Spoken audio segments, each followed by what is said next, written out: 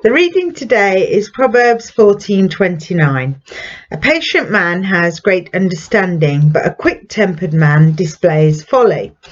So if you're like me, quite a regular driver on the roads, unfortunately there will have been probably more than once a time when a very impatient driver behind you has overtaken you, usually quite dangerously, so that they can steam ahead and for you to only pull up next to them at the next red traffic lights.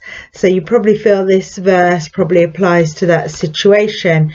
And in fact, that's what Proverbs do. They give us advice and wisdom and try and lead us on the right path in our everyday lives and in our everyday relationships. And from chapter 10 they are attributed to Solomon, and as we know, Solomon was a very wise man full of wisdom, but he was aware that he wouldn't include anything that wasn't within God's high standards. And in Proverbs chapter 9 verse 10, it tells us the fear of the Lord is the beginning of wisdom.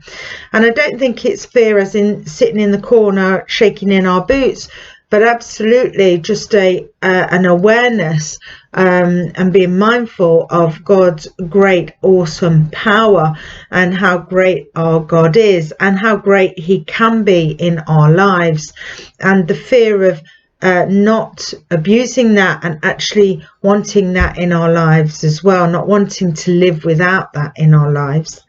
And it is through being aware of God's great, awesome power that we can have this wisdom at our disposal through prayer and through talking to God and through reading the Bible and just taking in his word and taking in that advice and encouragement and love.